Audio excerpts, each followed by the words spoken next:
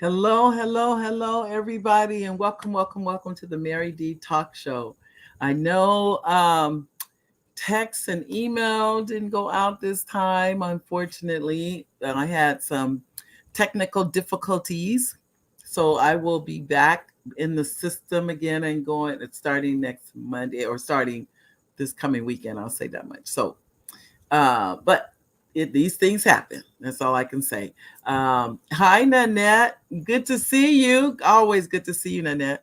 I wanted to first thank our live viewers, thank our replay viewers. Thank you, thank you, thank you. Always glad to see all of you here. I'd like to thank our executive producer, Oliver Welch. Hi, babe. He's in the, as you know, in the background. Want to thank our sponsors for the show. We have the Idea Club, ideaclub.com. We also have Front Page Publishing, First Book Academy. Any of those, you can, if those of you interested in writing and publishing a book. A flyer will be coming out soon, ladies and gentlemen. Those of you that are interested in writing a book, and you can join the workshop and come in and write your book. I haven't started a screenwriting class. I feel like I need to get a little more under my belt, but I've learned a lot about screenwriting also, but I really just want to help you guys write books, truthfully, because so many people have ideas and they just don't put them down. And, I've had this conversation 1,000,001 times. So I really, truly want you to write that book if that's your desire. Some of you are poets.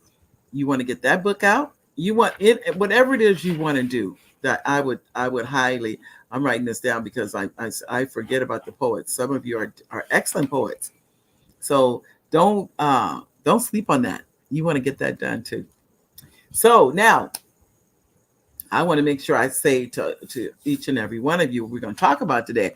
Since you didn't see the email, you may not have any idea what we're going to talk about. Well, have we heard enough about this election? I know I have. It's everywhere I go. I'm trying to think. Can I go anywhere without hearing about it? I don't think so. I don't think I have gone anywhere without hearing about it. But what I want to talk to you about is not the election itself. I need to find out if I can share this. I don't think I can share this page with you. I'm looking to see if I can. Um, or I might just go over it with you. I may not should be able to share the page, but I'll go over it with you. And that is about um, to vote or not to vote. When I've heard a young lady say this to me, and it was gut wrenching for me to hear this. Uh, and she said, "I'm not going to vote." And this was a African American young lady. She was about in her 30s, maybe 35 at the latest. She'd be 35. I'm not kidding. My stomach turned flips to hear her even say it, to say that out loud. And I stopped. I stopped in my tracks and I talked with her because I could not believe I was hearing somebody say that. And you remember, I'm a retired history teacher, so history lives with me. And to hear someone say, "I'm not gonna vote," I could not believe it. So, what I want to talk about today is I'm gonna go over some of the issues. I mean, it's the issues, the civil rights, what has happened with civil rights for definitely for African Americans, and I would why I want to go over these things is because I don't. Not only do I vote, and so does my husband. We vote so much. The politicians come by our house.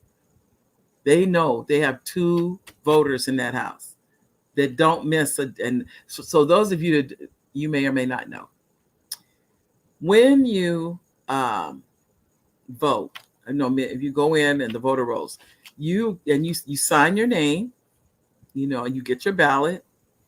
Oh, I am Will. This is I will. I don't know who I am. I will, but hi, hi there. Um, when you get your ballot, you signed. Okay, you're signing your name that you received a ballot to vote. Why is that important?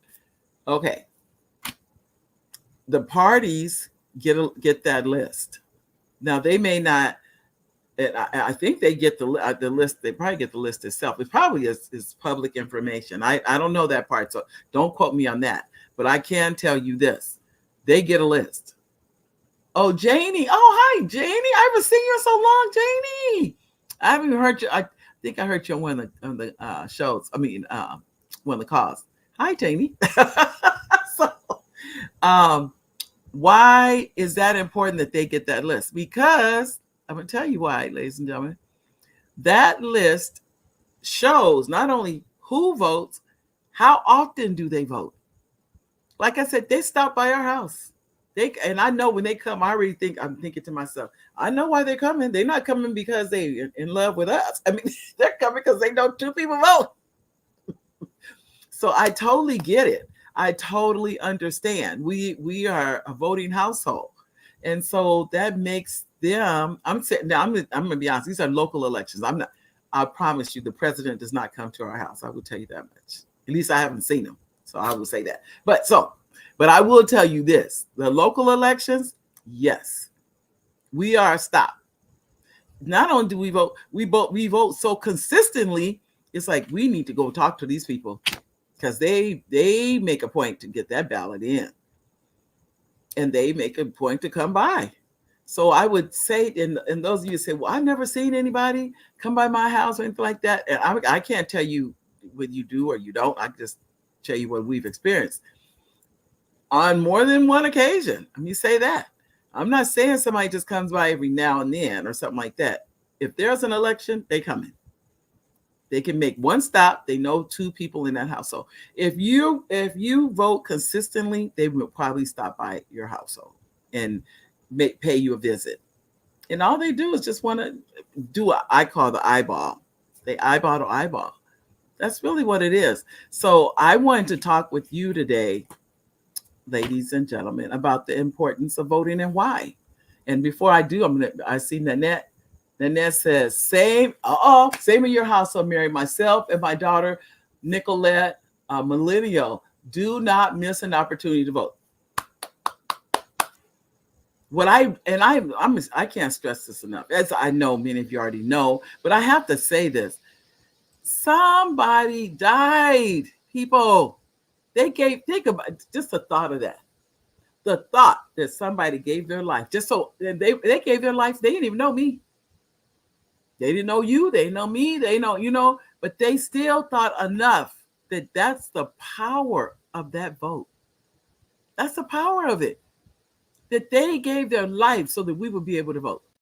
So someone with my complexion can vote, basically, is what it comes down to. Because unfortunately, and I don't want to say that voter suppression is over, because it isn't. It is not. Let me say that. Okay.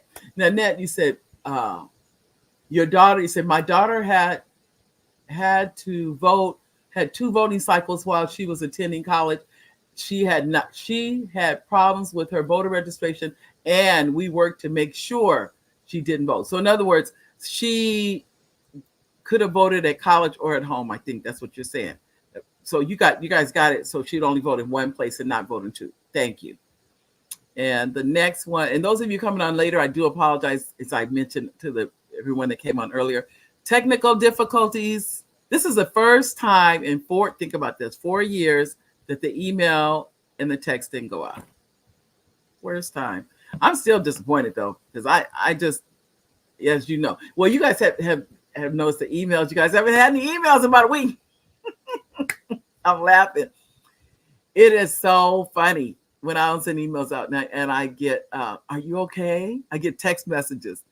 I'm fine. But as many of you saw my Facebook page or Instagram, I was away at a convention at the National Council of Negro Women at the convention. So that's why. But I'm fine. Thank you guys all for caring to send a text or send an email and check on me. Yay! That's a very good feeling, by the way. Thank you. Elaine says, hi, Mary. Sorry I had to miss your podcast last Monday. Okay. I was back in, you are back in emergency doing the show. Oh, I hope everything's okay. Actually, you didn't really miss too much. I was in Atlanta. I was at the airport. I think I got the chance to do 10 minutes or something. And I said, I've got to broadcast. Now I'm in the airport. You guys see people walking on by. So just know I didn't even broadcast the whole time. I thought I had time between the flights and I didn't. So I didn't really have a full show. Today we will. Today we're going to have a show because I want to go over some of the what has happened as far as voting in our country, especially for the African Americans. I said meaning I'm an African American, but I'm saying our vote. I think we are only now realizing the power of the vote for us. Think about of elections have been won and lost based on our vote. That's huge. Okay. And then I think I see Miss White on Nanette said, don't miss the vote. Please don't. Hi, Miss White. Miss White says, I agree. With you about the importance of voting. Vote, vote, vote. And I know you guys are tired of hearing about it. You got to be. Don't now if you watch MSNBC, anybody watch CNN, you're probably tired of everybody now. You would think I should be tired, but I'm not. Because, like I said, somebody died. My parents left Mississippi after Emmett Till was killed. And I was a baby at that time. I look back at that and they literally were, I don't want to say running for their lives, but to a certain extent they were. And I'm saying that at the time they left this country, we think it's torn apart now, tearing apart now. Imagine what it was. This is now I'm telling you guys my age, but 1956 or 57, somewhere in that area, because I was born in 55. Now no. And so I'm saying that to you because that was an era, because we think it's almost like we think we've never seen this before. I promise you we've seen this before. We've seen this before. Sometimes I think we forget. I really, really do. In fact, I know we do. And the reason I say that, because I asked my mom. I never asked my dad. I asked my mother about segregation and what was it like, and what.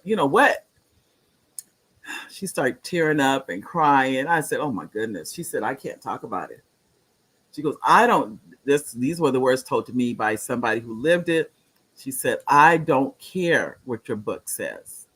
I don't care, because what is in that book has absolutely nothing to do with what we experienced." I just couldn't even. It was just even talking about it's making me emotional. So I'm saying to you, if you vote, if you just go vote, I say go vote. Just even if you say, "Well, I don't want to vote," vote. Even if you don't want to. We got our ballots just came, I think Saturday. So we will vote, and then we take ours in. We don't risk dropping it anywhere. It's like, no, it's too lackadaisical for me. So we actually take it back to the registrar, and then we get a text that they received that the vote has gone in. That all I could tell you is, ladies and gentlemen, I don't have to tell you about this race. I definitely can't tell you. Can I? I guess I could tell you who to vote for. I could. I think me saying who to vote for could mean absolutely nothing. Now I'm saying that because you know why? You're gonna vote for who you want to vote for.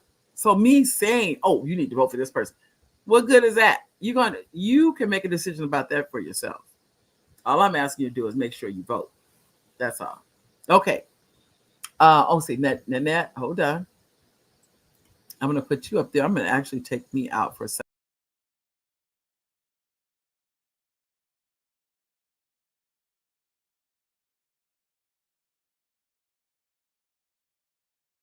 See me scratching my nose on the screen.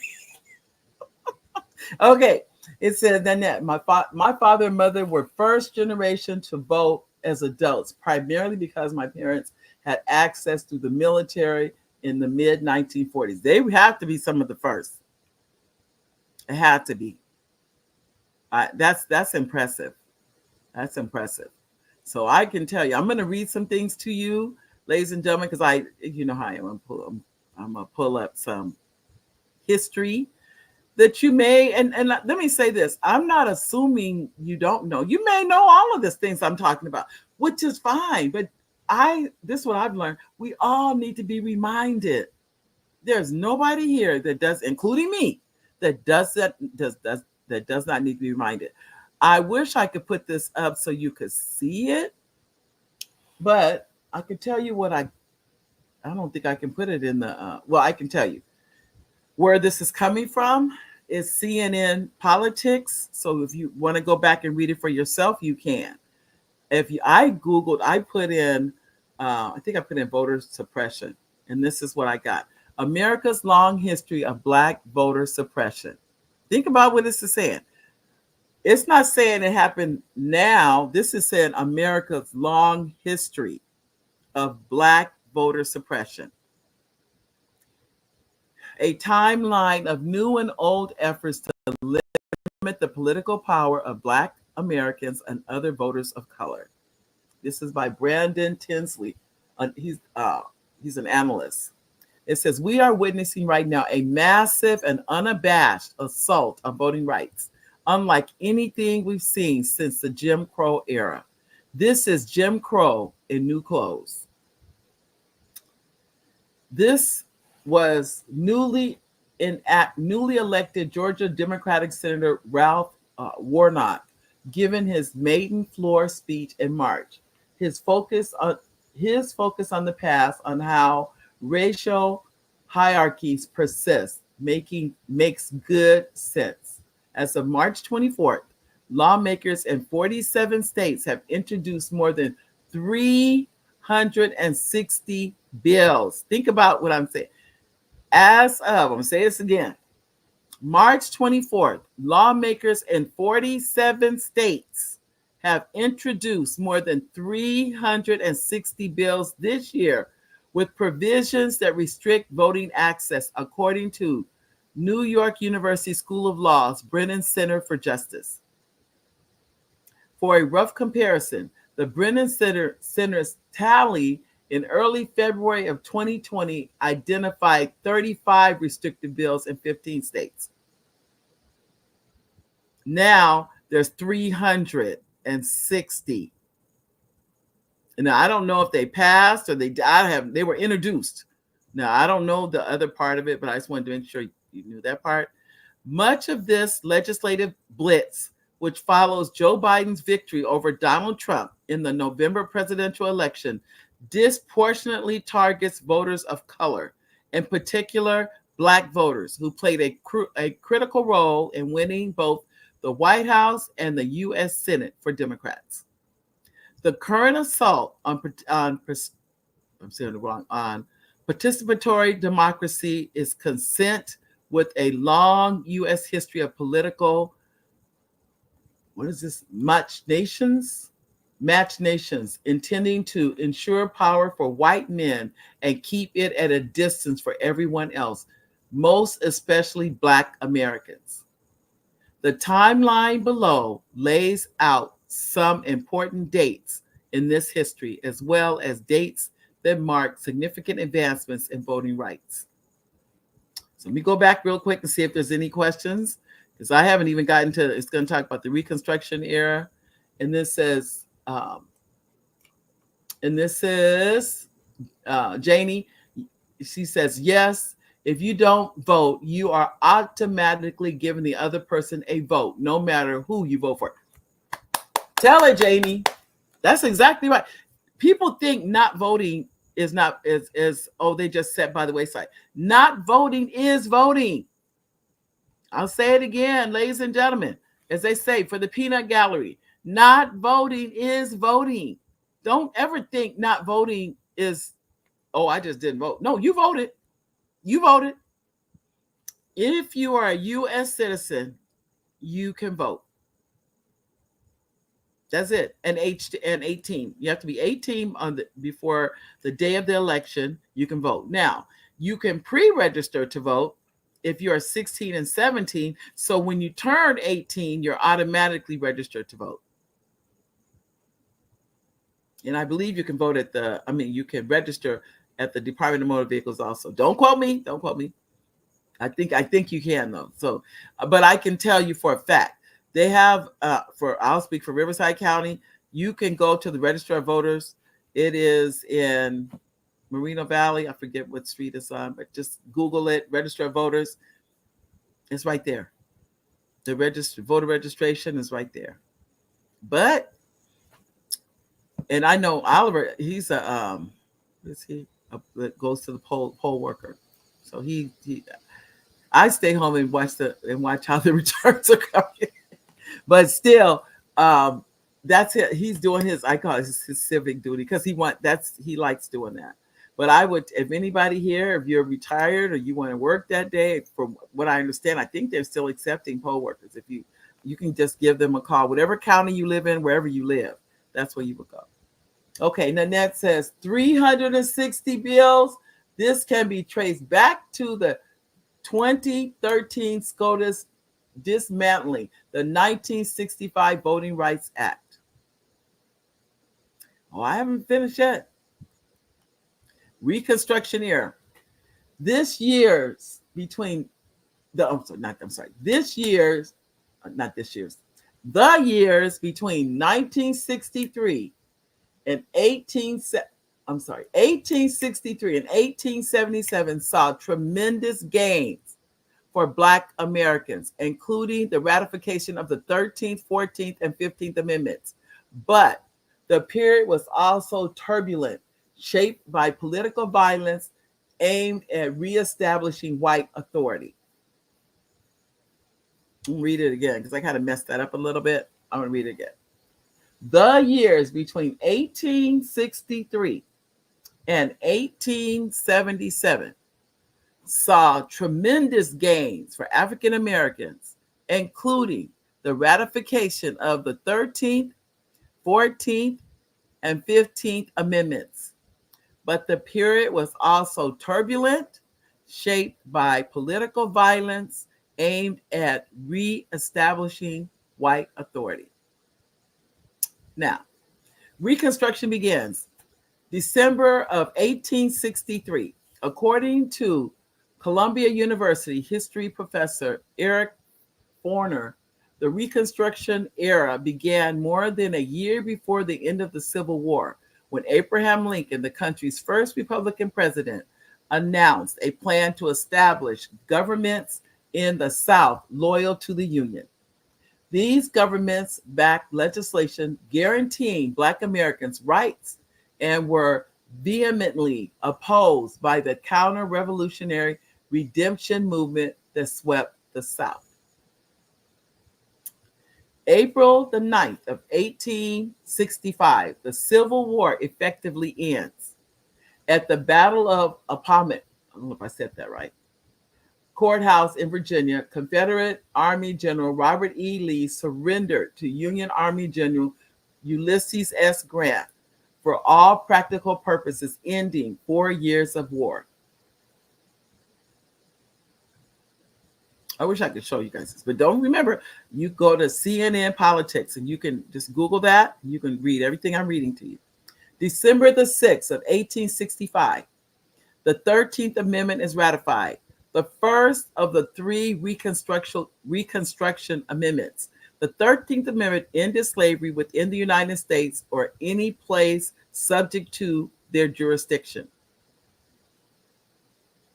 December 3rd of 1867, so it's 2 years later, Democratic President Andrew Johnson gives his annual message to Congress. In his message, Johnson said that Negroes have shown less capacity for government than any other race of people. No independent government of any form has ever been successful in their hands. On the contrary, whenever they have been left to their own devices, they have shown a consistent tendency to relapse into barbarism. Johnson's racist remarks illuminate the controversy that still rages over Black Americans' hard-fought rights during the tumultuous period following the Civil War. Let me go back to see if there's any comments before I go on. Okay. Here we go. Next, July 9th of 1868, the 14th Amendment is ratified.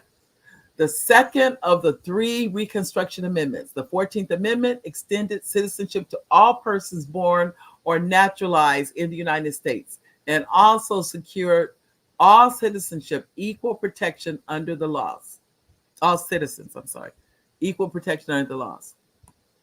September 28th of 1868, Opelousas Massacre begins.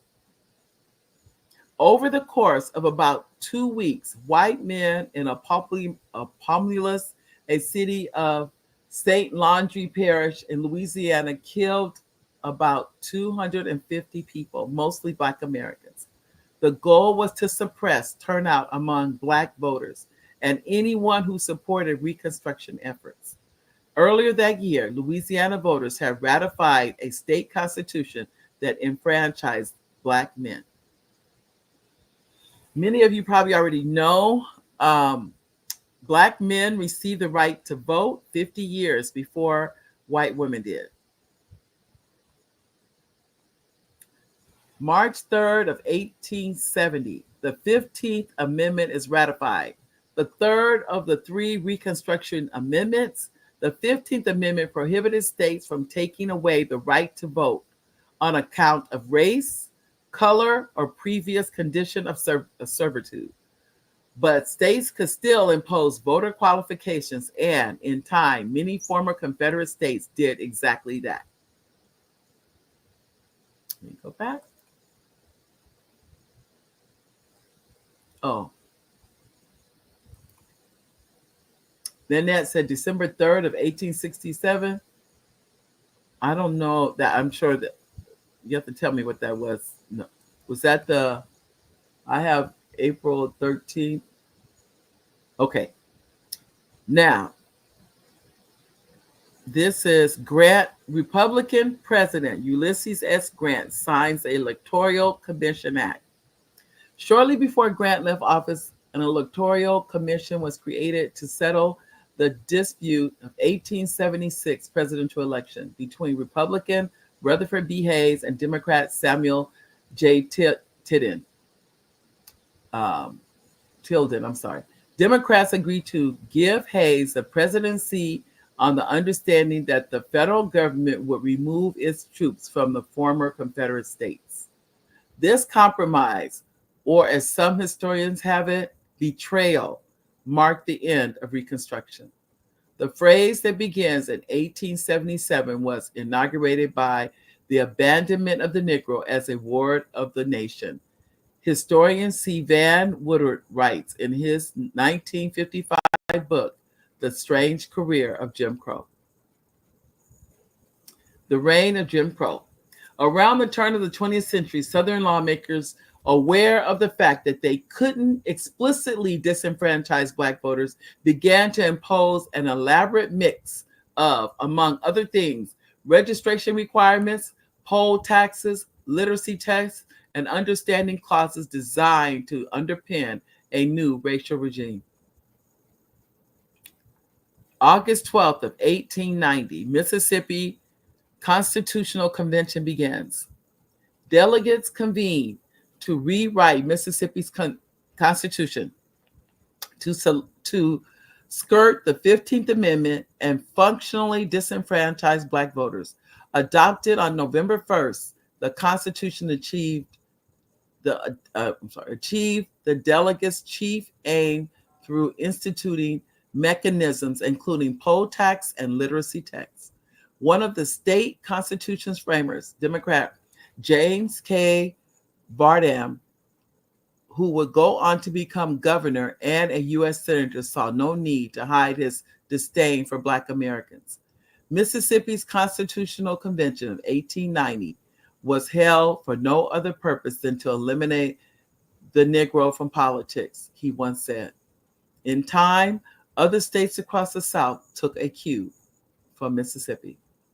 What happened in Mississippi set the stage for the other states in the old Confederacy and therefore defined the history of the 20th century South. its race relations, economic stagnation, and the structures of Jim Crow. Historian Dorothy Overstreet Pratt writes in her 2017 book, Sowing the Wind, the Mississippi Constitution Convention of 1890. Let me see if there are any questions. Okay, let me keep going. I hope you guys are enjoying this. I do, because I think, like I said, I just think we need to be reminded. Remember, people, all of the things I'm talking about at all these different levels, somebody died. Somebody died for this vote. And if we don't, if you don't, if that's the only reason you vote, then vote. But to not vote, to me, you're dishonoring that person that gave their life. The one thing I'm going to do, I'm going to honor them by at least voting. In California, the only way you cannot vote is you have to be in prison. If you're not physically in prison, you can vote.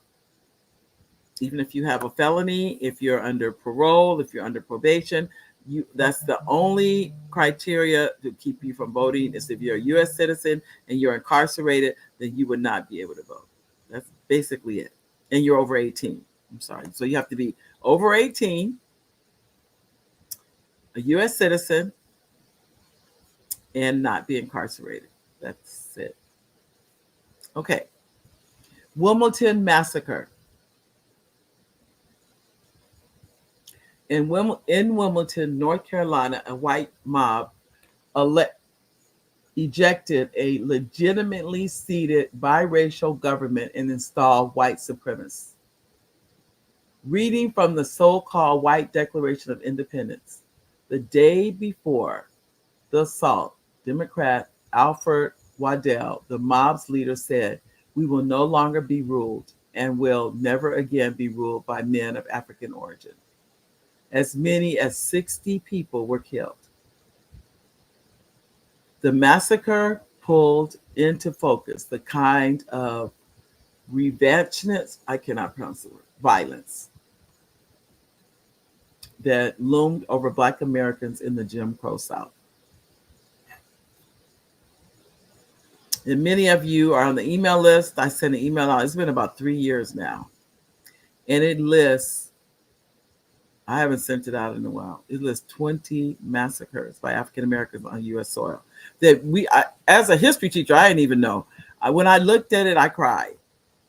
I never knew about them. I only knew, to be honest with you, I only knew of 2 on that list. Think about this. There was the list that I had was not even complete. It was an incomplete list. And I still only knew of and heard of 2. So anyway, June 21st of 1915, the U.S. Supreme Court decides in Ginn versus U.S.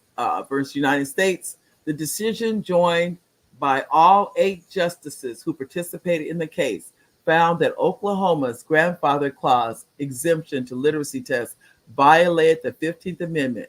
While the decision had relatively little effect, the state merely found another way to disenfranchise Black voters. Think about this. The case helped establish the National Association for the Advancement of Colored People, NAACP, which had filed a brief as a key voting rights advocate for Black Americans. The court decision in Smith v. Allwright, this is April the 3rd of 1944. The 8-1 decision overturned a previous decision, Grovey v. Townsend of 1935, concluding that it was in violation of the 14th and 15th Amendments for the Texas Democratic Party to prohibit Black Americans from voting in the Democratic primary, the white primary system. As the NAACP Legal Defense and Educational Fund argues, the decision signaled the beginning of the Second Reconstruction and the modern civil rights movement. The political and social advancements of Blacks simply could not have occurred without the changes that came in the wake of the overthrow of the Democratic white primary. Now, if you may be following along and notice, Lincoln was a Republican. And so at that time, most Black or African Americans were in the Republican Party. That changed because we're going to have we're going to have someone in office that um, is making sure that African Americans have jobs, um, that are working for the rights or civil rights of African Americans. So now African Americans literally flip. We go from the Republican Party to the Democratic Party, which is a big change. Um, and I think at this point in time, many are in the Democratic Party. But then again, we have, African Americans are Republicans. I don't want to say that's not true because we do. So just know that there is no one size fits all with this. And I've spoken to African Americans that are independents. I've had a couple that are Green Party. So I don't think I've had a Socialist Party that I know of. I just know those are the parties I've heard more than anything else. Independent Party, so Republican Party. Well, the most is the Democratic Party, then Republican Party, the Independent Party, and then the Green Party. But then you have the Socialist Party. You have the minor parties, which are the Green Party, Socialist Party. Those are considered the Freedom Party. Those are minor parties. But they are definitely needed, and they bring issues to the big dogs. The big dogs are the Republicans and the Democrats. Those are the big dogs. Okay. And I'm ready. I can't believe I could run out of time. But anyway, Democratic President Lyndon B. Johnson signs the Civil Rights Act of 1964. He signs it into law. This is, I hope you can hear this. I'm going to let, it says, see if I can play this. The law prohibits employment discrimination based on race, color, religion, sex, and national origin, and later was expanded to protect against discrimination based on sexual orientation and gender identity. So let me see if you can hear this.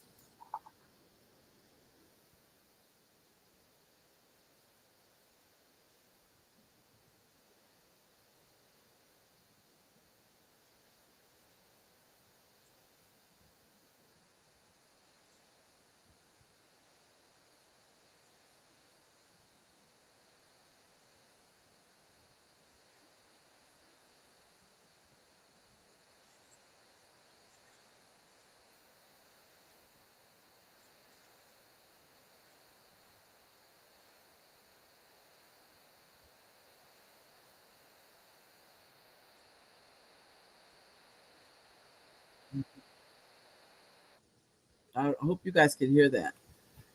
Okay, that was Lyndon B. Johnson that was speaking at that right there. Okay, March 7th of 1965, Bloody Sunday. Up to 600 activists set out in Alabama to march from Selma to Montgomery to protest for Black voting rights. But when the marchers reached the Edmund Pettus Bridge in Selma, they encountered white state troopers who attacked them with billy clubs and tear gas. The event became known as Bloody Sunday. I went down on my knees. My legs were cut from under me, and I thought I was going to die. The late civil rights leader John Lewis told CNN in 2015. The images of the assault on the marchers accelerated the passage of the Voting Rights Act of 1965. August the 6th of 1965, Johnson signs the Voting Rights Act into law, designed to undergird the protections enshrined in the 14th and 15th Amendments. This watershed piece of federal legislation prohibits racial discrimination in voting. Ooh. Let me see if there's any more comments before I go on. Oh, you couldn't hear it? Oh, I'm sorry, Nanette. No, you couldn't hear it. Oh, sorry about that. I don't think I could have. What could I have done? I don't know. I guess you know what, Nanette. I can tell you what I probably could do. So it was. Hold on. I probably can Google it and put it on my phone, and then put the phone up to the speaker. That's probably the way I would do it. It was politics. Let me see if that's the way. I don't think I'm gonna be able to do it. But anyway, or if I do, I may have to wait till next week to do it. Okay. July 27th of 2006. I'm trying to hurry up because I really want to get all this done. Because I'm gonna be honest, I know some of this, but I don't know all of it. So as I'm reading it to you, I'm going over it in my own mind. And to see, I like for any of you to go is CNN.com interactive 2021 politics is what it says in the what's the bar there? Okay. July 27th of 2006, most recent extension of the Voting Rights Act. Republican President George W. Bush signed legislation extending the Voting Right Act for an additional 25 years, saying that the right of ordinary men and women to determine their own political future lies at the heart of the American experiment. Of the era's political environment, author David Daley wrote for the New York Republic last year that even though Republican presidents were still nominating judges who undermined ballot access and members of both parties confirmed them on the bench, few respectable elected voices on either side were willing to publicly countenance a frontal assault on American voting rights. Okay. Now, this is post Shelby County. Following the Supreme Court's 2013 decision in the Shelby County's Holder case, states in the South began to unleash a wave of election changes to take advantage of the court's erosion of the Voting Rights Act protections. These changes continue to this day. The court decides in Shelby County v. Holder 5-4 decision defanging the Voting Rights Act by freeing jurisdictions from histories of racial discrimination in voting from having to gain federal approval called pre-clearance before changing their election laws. In her renowned dissent, the late Justice Ruth Bader Ginsburg wrote that throwing out pre-clearance when it has worked and is continue to work to stop discriminatory changes, it's like throwing away our umbrella in a rainstorm because you are not getting wet. The uptick in restrictive voting laws followed the decision, proved Ginsburg right. For instance, on the same day that the court decided the case surrounding Shelby County, Texas, which used to be the subject to pre-clearance, enacted a voter identification law, the most stringent in the county, as a federal court described in its previous year. More recently, Arizona and Georgia, also former pre-clearance states, have joined Texas to become the states with the highest number of bills restricting voter access introduced in the 2021 legislative session. December 6th of 2019, Democratic-led House passes H.R. 4, also called the Voting Rights Advancement Act. H.R. 4 will revise parts of the Voting Rights Act that were gutted as a result of the 2013 Shelby County decision. H.R. 4 wasn't brought up for a vote in the Senate, which at the time was controlled by Republicans, and it has not yet been introduced in the current Congress. I tell you, my nose is itching.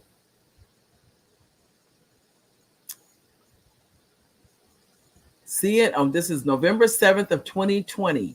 CNN projects Democrat Joe Biden to win the 2020 presidential election. Not long after Biden's projected win, Republican Donald Trump and his allies began pushing baseless claims of mass voter fraud in cities including Atlanta, Detroit, Milwaukee, Philadelphia, and Pittsburgh, cities that were majority Black or have a significant Black population. The implicit message was that certain votes shouldn't count. The fatal attack, January 6th of 2021. Fatal attack on the U.S. Capitol. Hold on. Let me go back and check to see any questions. Okay.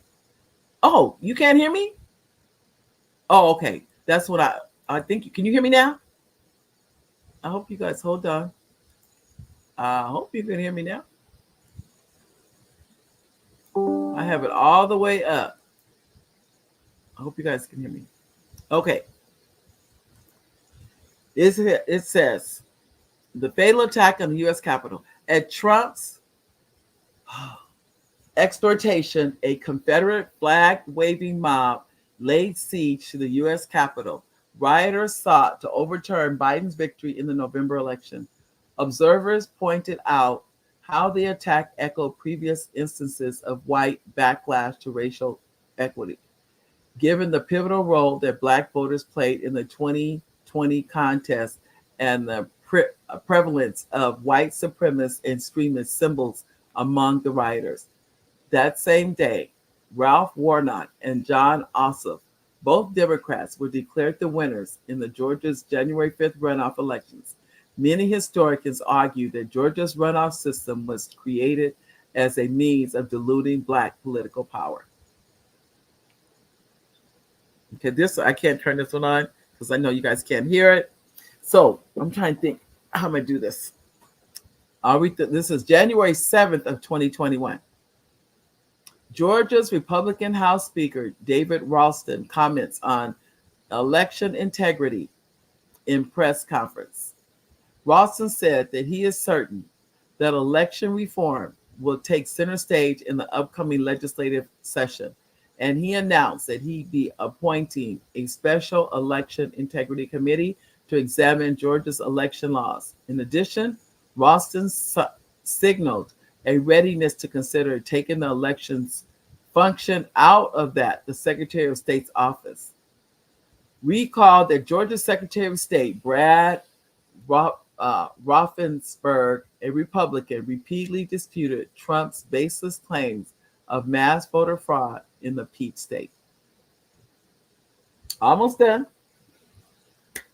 March 2nd of 2021, the court hears oral arguments in Burchett, I can't pronounce the name, versus Democratic National Committee, Brnovich. The case centers on two Arizona policies. One discards out of precinct ballots, and the other largely prohibits third-party groups from returning early ballots for another person. The Ninth U.S. Circuit Court of Appeals struck down these policies, arguing that they're racially discriminatory under the VRA.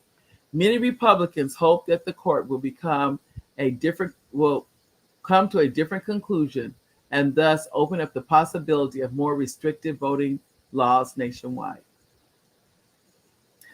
Any comments?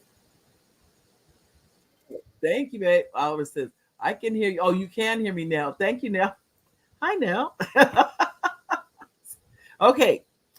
I hope you guys like hearing these. I hope. Like I said, I'm going over to reinforce many of the things I already know, but I just think we need to be reminded. The vote is not free. I know we act like it is, but it really isn't. Somebody paid a price for this. That's why I'm going through this and reading through this. March 3rd of 2021, Democratic-led House passes H.R. 1, also called for the People's Act. I right on the tip of my nose, just itching. I think it's going through all this is making it itch, really. It's called, also called For the People Act, H.R. 1, which was originally introduced in 2019, would expand voting via policies such as automatic and same-day voter registration. However, H.R. 1 faces long odds in the 50-50 Senate, at least in part because of the filibuster, a tactic that's long been used to frustrate civil rights progress. March 17th of 2021, Warnock gives his maiden floor speech. In his first speech of the Senate floor, Warnock spoke about the precocious state of voting rights.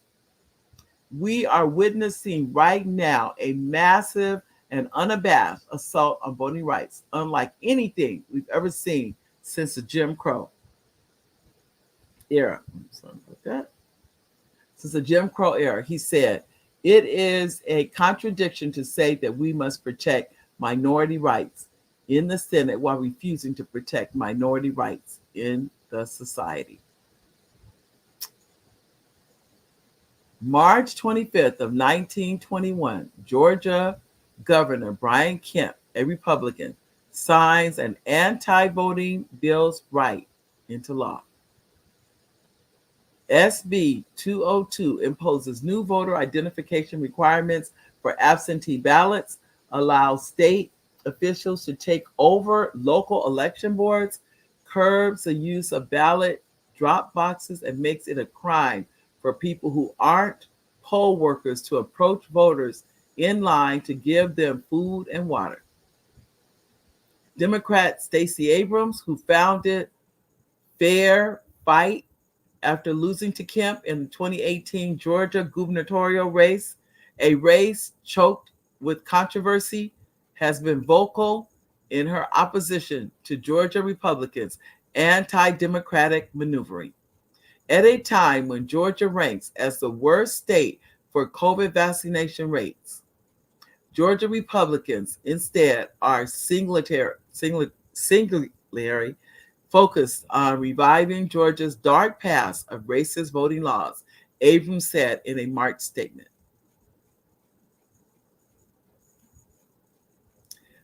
March 6 of 2021, Florida Republican Governor Ron DeSantis also signs a restrictive voting bill. I'm going to be honest with you guys. I didn't even notice a lot of this. Some of it I did, but some of it I didn't. I'm looking at all of these going, wow. Wow. That's all I could say. SB 90 imposes stricter voter identification requirements for voting by mail. It limits who can pick up and return a voter's ballot and prohibits private funding for elections, among other things. Me signing this bill, says Florida, your vote counts. Your vote is going to be cast with integrity and transparency. And this is a great place for democracy, DeSantis said after signing the bill, repeating the deceptive Republican watchword, integrity. Mere minutes after DeSantis signed the bill, a coalition that includes the League of Women Voters of Florida and Black Voters Matter Fund filed a lawsuit to challenge several of the new law's provisions. Democratic State Representative Michael Grieco saw clear parallels between Georgia's SB 202 and Florida's SB 90. That bill was passed in the state just north of us, sent us a message, and the response to that bill should let us know we should not be doing this, he said during the House debate early this year. Grieco also made an appeal. Please do not Georgia my Florida. Now, that was all of it. And I'm saying that because it was a lot. It was a lot. First, Oliver, you said you can hear on YouTube. And Nanette says, I could hear Mary, but not the recording. Okay, got it. And then Oliver, you said, hi, everyone. Thank you for joining the show on this very important topic. Your comments are appreciated. Thanks, Meg. I can tell you guys, I read these and it saddens me because I'm going to tell you why. I think some of you guys probably not going to like what I'm going to say, but I'm going to say it. I think in some ways, and let me say this first. I am guilty of this, and that may be the better way to say it. I'm guilty of this. I'm guilty of thinking that everything was fine when these laws were passed. I'm guilty of not paying attention to what is going on in our society, of sitting back and going to work every day and paying bills and all these things. I am definitely guilty. And I wish I could sit before you and say I wasn't, but I am. And I say that because now look, I'm only one person, but this is what I often say. But there's always, you may be only one person, but there's definitely something one person can do. Let me say that. Don't think, oh, I'm only one person. I'm only one person. I'm saying it's not like I'm like two people. I'm one person. What could we do? What should we have been doing? And we were not doing. As I started the program, I said, Oliver works he is a poll worker. That's what he does. I haven't done that. I haven't done it.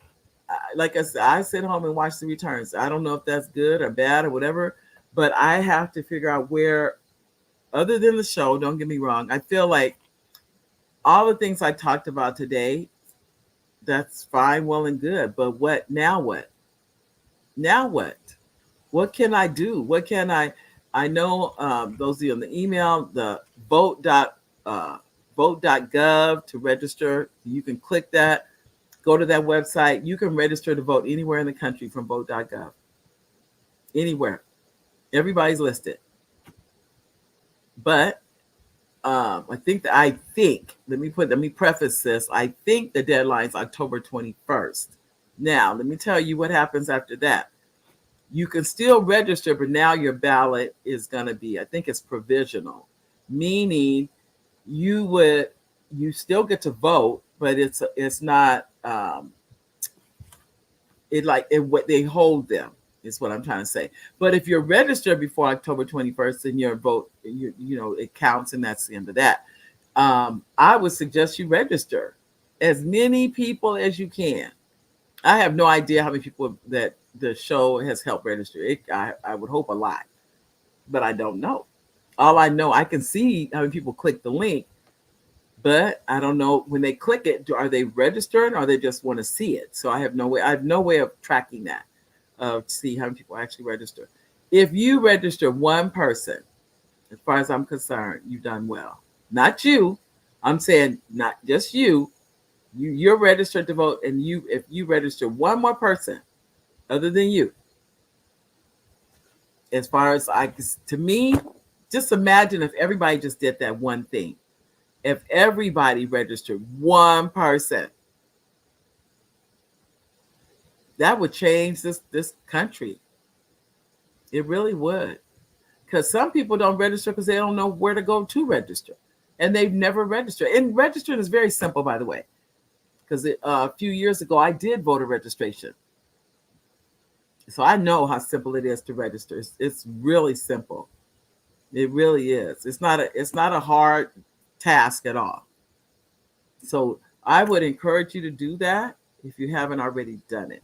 Also, if you want to look you can go to the League of Women Voters. They're nonpartisan, meaning they're not Republican and they're not Democrat. If you want to see what they're saying about the elections and things like that, and I'm trying to think, not amendments, but anyway, what's on the ballot. To see what's on the ballot, you can go look and see you can go to their website and look at. It's called the League of Women Voters.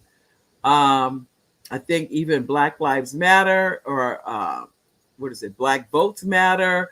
Everybody has a website now. That's almost like you come out the womb with a website now. That's what it looks like. And I'm saying that because, what did you say, Nanette? You register? I did register a friend this month. Yay! Wow. Yes. So I'm saying that to you, ladies, gentlemen. If you just register uno, as far as I'm concerned, you've done your job. You've done your job because you registered one more person that wasn't registered to vote. And Elaine said, be involved. Come on, Elaine. Call family, friends, and other peers to remind them to vote, especially call those in the battleground states. Yes, October 21st is the last day to register to vote in California. Yes. Oliver and Mary, thank you. Thank you, Nanette. And thank you, Elaine. Elaine, I thought it was, that's off the top of my head. That's why I said don't quote me on it, because that's just me. And I said, oh, I wasn't for sure, but Elaine knows. So October 21st, which is a week from today. I got to get back in my tech, get this tech together so I can send out some more text messages, more emails. As I said before, I have no idea who these reach, but I know it's reaching somebody.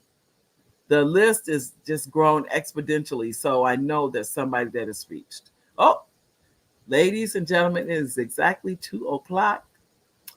Thank you for joining me today. Sorry about the technical difficulties, but it happens. But I'll be back again next Monday. I hope you enjoyed me going through that brief history of it. Register. I say one, but I agree with Elaine. Call somebody, put them on the phone, text them, whatever you can do. If you vote provisional, it will be counted, but after 5. That's what Oliver said. He said if you vote provisional. So think about it. You don't have to vote provisional. Just register now. Then you don't have to be a provisional voter. I love you guys. See you next Monday. Bye, everybody.